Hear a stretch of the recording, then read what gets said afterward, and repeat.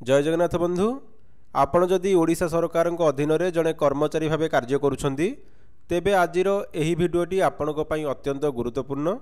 सरकारी कर्मचारी संपत्ति तालिका बा आनुआल प्रॉपर्टी स्टेटमेंट दाखल करने नहीं सरकार एक नूतन एवं कड़ा निर्देशनामा जारी करिछंती।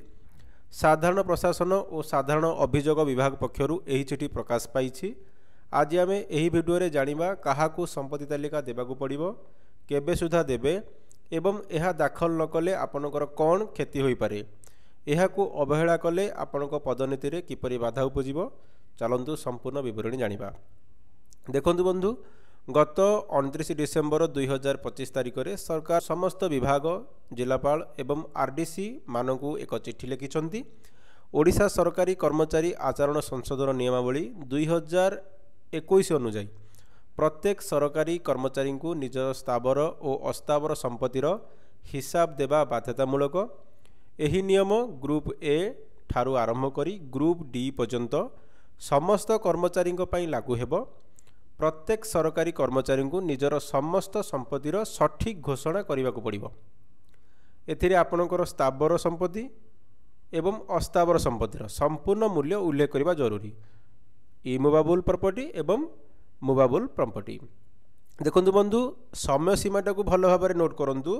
1 जनवरी 2025 रु 31 डिसेम्बर 2025 पर्यंत वर्षकर संपत्ति तालिका आपन को देबाक पड़िबो। यह दाखल करिवार समय हेउची जनवरी 1 रु जनवरी 31 2026 मध्य।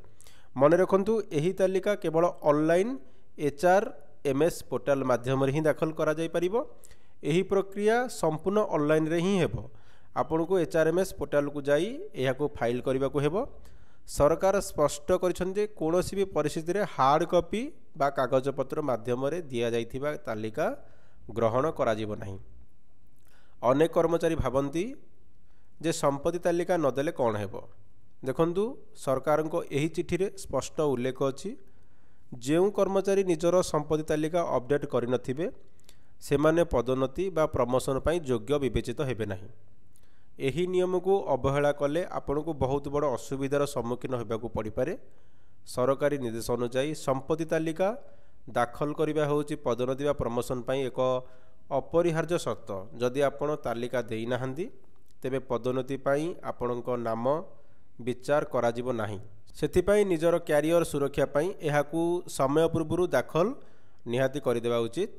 निज निज कार्यालयर कर्मचारी मानकू मध्य सचेतन करांतु। धार्य समय मध्य समस्ते जेपरी ऑनलाइन दाखल करिवे ताहा से माने निश्चिंत करिवे। सरकारको एही कड़ा पदक्षेप प्रशासन रे स्वच्छता आनिया पाई मध्य एक प्रयास। तेणु जनवरी 31 पर्यंत अपेक्षा न करी यथाशीघ्र निजर संपत्ति तालिका HRMS पोर्टल रे अपडेट कराई नियंतु। धन्यवाद। Thank for watching.